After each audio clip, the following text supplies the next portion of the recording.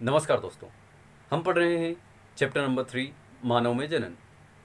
मानव जनन जो है इसको हमने 3 अवस्थाओं में बांट करके पढ़ रहे हैं। निषेचन पूर्व घटनाएं, निषेचन तथा निषेचन पश्च घटनाएं।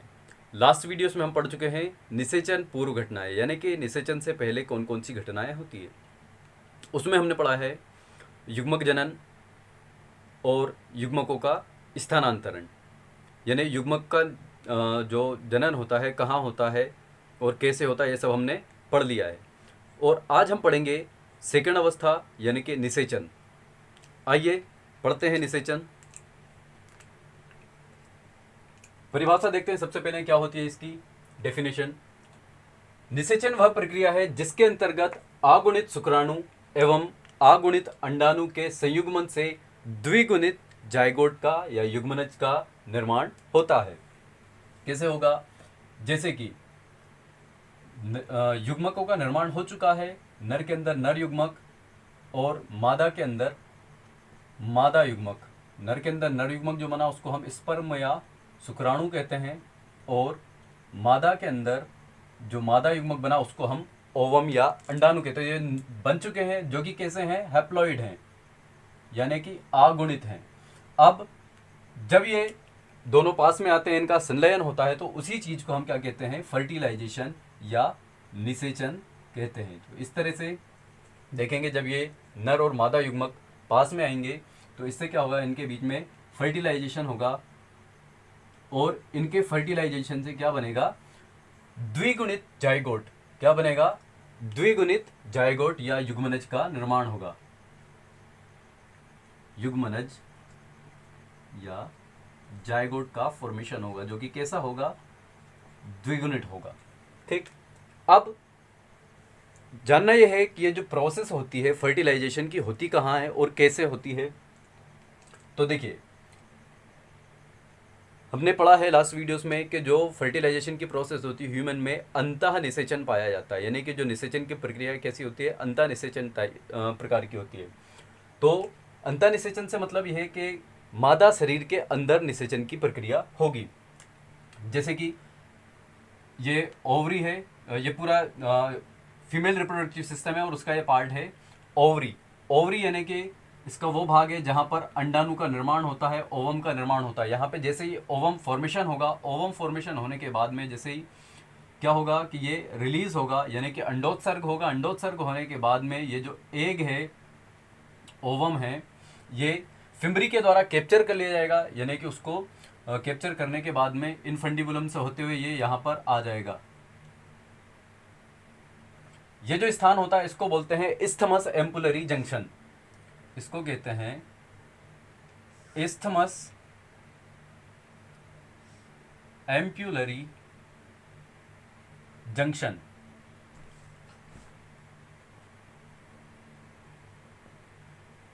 क्योंकि यहाँ पे इस्थमस और एम्पुला दोनों जुड़ते हैं और उसी से बनता है जंक्शन, मतलब उसी से जो दोनों का जो जोड़ होता है उसको कहते हैं जंक्शन या इस्थमस एम्पुलरी जंक्शन।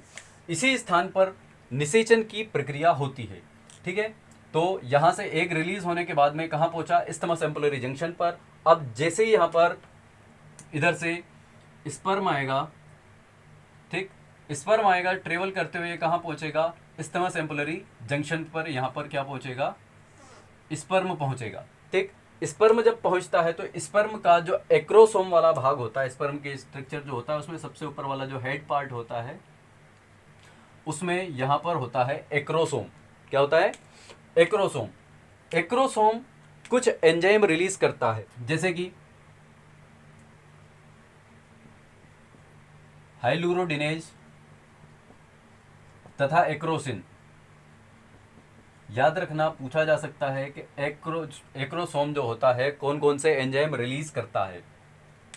तो ये जो एक्रोसोम हाइलुरोडिनेज नामक एंजाइम रिलीज करेगा, जो कि इसका जो ओवम होता है उसकी सबसे बाहरी लेयर जोना पेलुसिडा तथा जो कोरोना रेडिएटा होता है उसको ब्रेक करके इसके अंदर प्रवेश करेगा। जैसे कि ये ओवम है और इसका ये कोरोना रेडिएटा तथा इसकी ये जोना पेलुसिडा है, इसको ब्रेक करेगा कौन? स्पर्म के ऊपर जो सबसे ऊपरी भाग में पाया जाता है एक्रोसोम, उससे रिलीज होने वाले हार्मोन्स जो हैं ये हाइलुरोडिनेज तथा एक्रोसोम, ये दोनों क्या करेंगे, इसकी लेयर को ब्रेक करेंगे और जो स्पर्म है इसके अंदर प्रवेश कर जाएगा। ठीक है, इस प्रोसेस को कहते हैं फर्टिलाइजेशन या निषेचन। ठीक, अब जब फर्टिलाइजेशन हो जाता है तो इसके बाद में अगली चीज आती है निषेचन पश्च घटनाएं। निषेचन के बाद में होने वाली घटनाएं, निषेचन के बाद में कौन कौन सी घटनाएं होती है, तो आइए हम जानते हैं एक एक करके सारी प्रोसेस को। अब जब ये फर्टिलाइजेशन हो जाता है तो फर्टिलाइजेशन होने के बाद में युग्मनज का निर्माण होगा और युग्मक विकसित होकर के भ्रूण बनाएगा और भ्रूण से फिर नया जीव बन जाएगा और उसका फिर क्या हो जाएगा, बर्थ हो जाएगा। तो ये सारी प्रोसेस हम देखते हैं क्या होगा निषेचन पश्च घटनाओं में, डायग्राम के माध्यम से देखेंगे भी।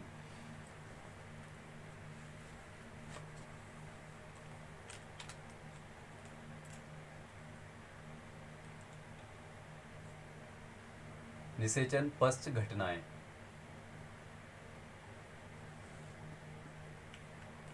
क्या होगा इसमें, तो ये है फर्टिलाइज्ड एग यानी युग्मनज या जायगोट। अब इसमें जायगोट विभाजित होकर के ब्लास्टोमियर का फॉर्मेशन करेगा। यहाँ पर इस तरह से दो ब्लास्टोसिस्ट का निर्माण होगा। तो ये जो सारी चीज़ें एक बार हम थोड़ा सा डायग्राम को बड़ा करके देखते हैं।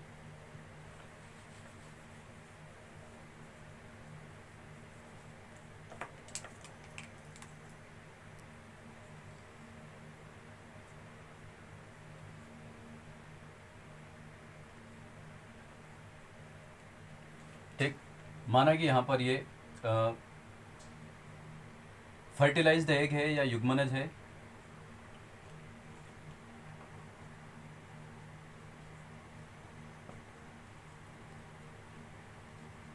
जायगोट है। अब ये विभाजित होकर के ब्लास्टोमियर बनाएगा। ब्लास्टोमियर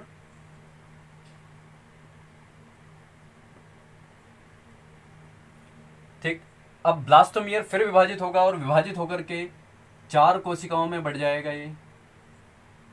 ठीक, 4 से 8 हो जाएंगी।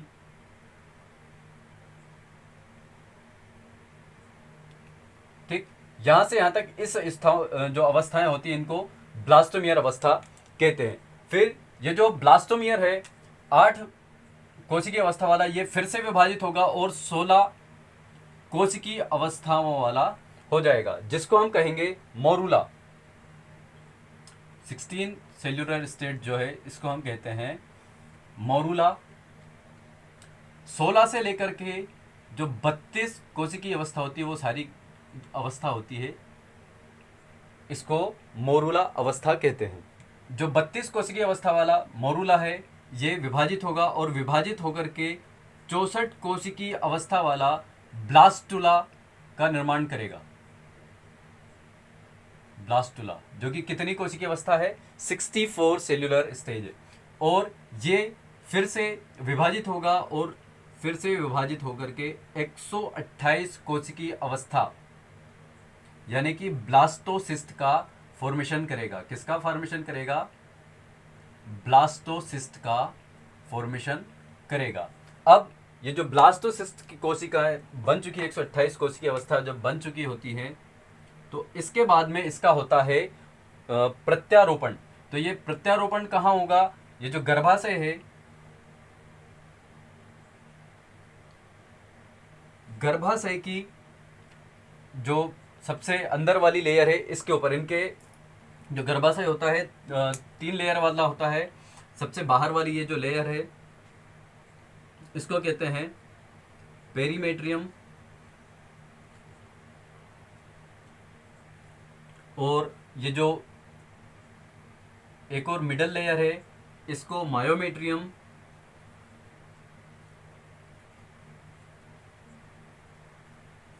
और सबसे अंदर वाली जो लेयर है इसको एंडोमेट्रियम।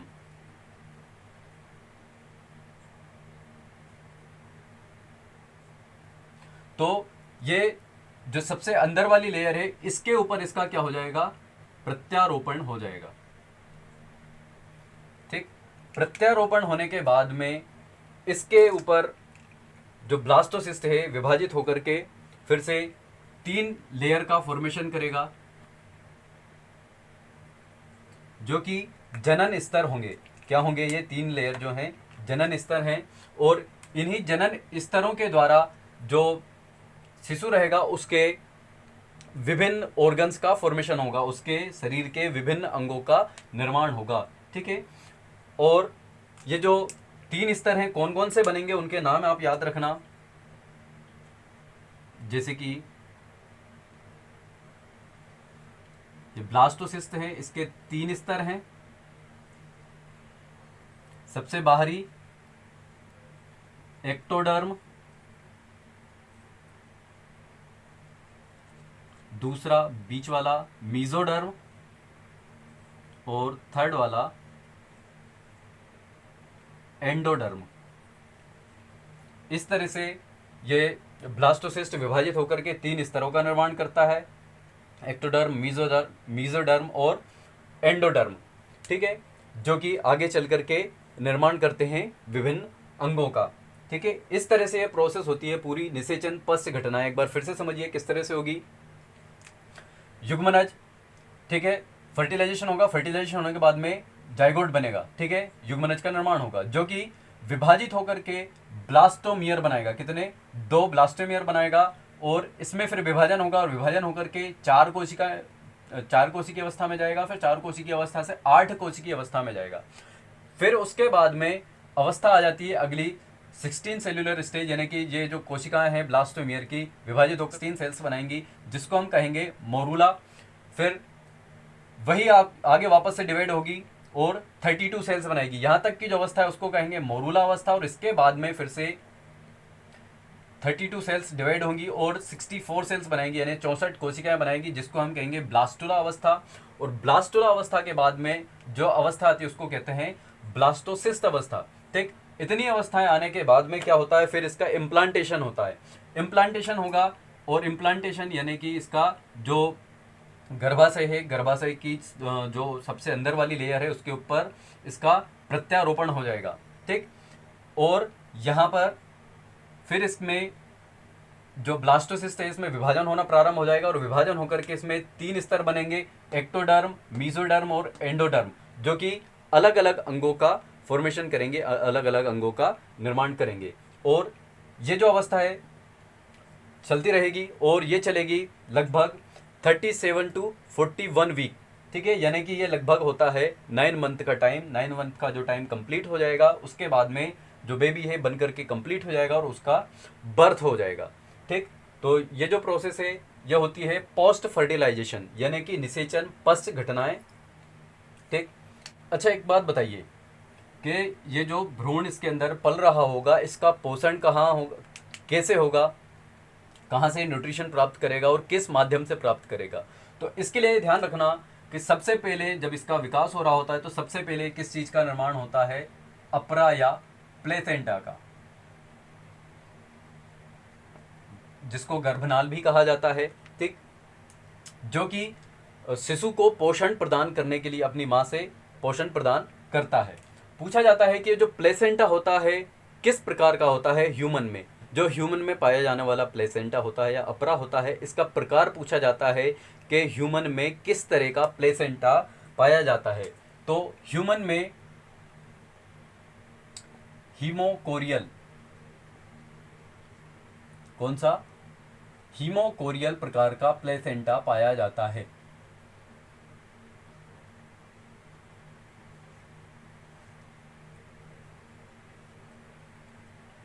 ठीक, याद रखना बहुत महत्वपूर्ण है, पूछा जा सकता है किसी भी प्रकार के कंपटीशन एग्जाम में, यहाँ तक कि आपके बोर्ड एग्जाम में भी पूछा जा सकता है कि हीमोकोरियल प्रकार का प्लेसेंटा किसमें पाया जाता है, या फिर पूछा जा सकता है कि मानव में किस प्रकार का प्लेसेंटा पाया जाता है। अब नेक्स्ट चीज आती है कि ये जो सारी प्रोसेस होती है इसमें कौन कौन से हार्मोन भाग लेते हैं, कौन कौन से हार्मोन पार्टिसिपेट करते हैं। तो आइए जानते हैं कौन कौन से हार्मोन्स हैं जो कि इस सारी प्रोसेस को सफल बनाते हैं। इस प्रोसेस में कौन कौन से हार्मोन्स भाग लेते हैं। तो सबसे पहला है प्रोजेस्टेरोन,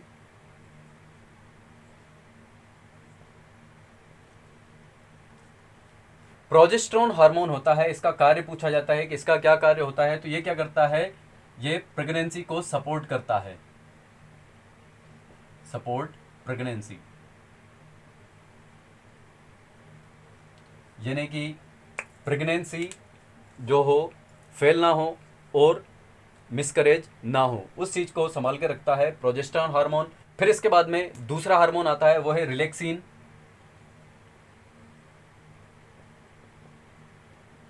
इस हार्मोन का क्या कार्य होता है, जो गर्भाशय है और जो मादा जनन तंत्र है उसके जो मसल्स होते हैं उनको लूज करने का काम करता है at the time of delivery, ठीक है, at the time of birth of baby, ठीक है, ने बच्चे के जन्म के समय जब यहाँ पे ये सारी प्रोसेस कंप्लीट हो जाती है, बच्चा बनके तैयार हो जाता है, जब उसका जन्म होने वाला होता है उस टाइम पर रिलैक्सिन हार्मोन का स्त्रावण होता है, जिससे क्या होगा कि ये जो मादा जनन तंत्र है उसकी जितनी भी मसल्स हैं वो कैसी हो जाएंगी, रिलैक्स हो जाएंगी, जिससे कि बर्थ होने में आसानी हो, ठीक है। तो वो काम होता है रिलैक्सिन हार्मोन का। और इसके बाद में एक और हार्मोन है,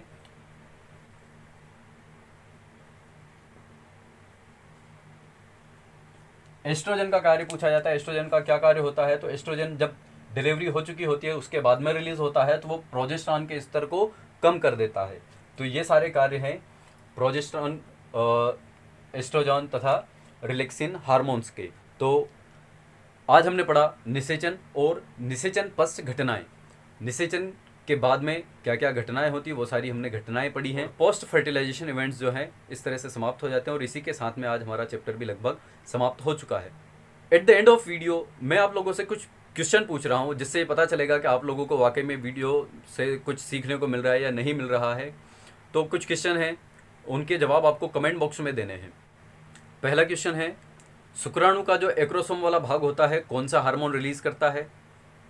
और नेक्स्ट क्वेश्चन है कि जो मानव का अपरा होता है वो किस प्रकार का होता है, प्लेसेंटा किस प्रकार का होता है ह्यूमन में, ठीक। और नेक्स्ट क्वेश्चन है कि प्रेगनेंसी को सपोर्ट करने वाले हार्मोन का नाम क्या है, कौन सा हार्मोन है जो कि प्रेगनेंसी को सपोर्ट करता है, प्रेगनेंसी को फेल होने से बचाता है। तो ये सारे तीनों क्वेश्चन हैं, इसके जवाब आप कमेंट बॉक्स में देंगे। आशा करता हूँ आपको वीडियो समझ में आया होगा। यदि आपको वीडियोस अच्छे लगते हैं तो लाइक करें और चैनल को यदि अभी तक सब्सक्राइब नहीं किया तो प्लीज़ सब्सक्राइब करें। Thanks for watching.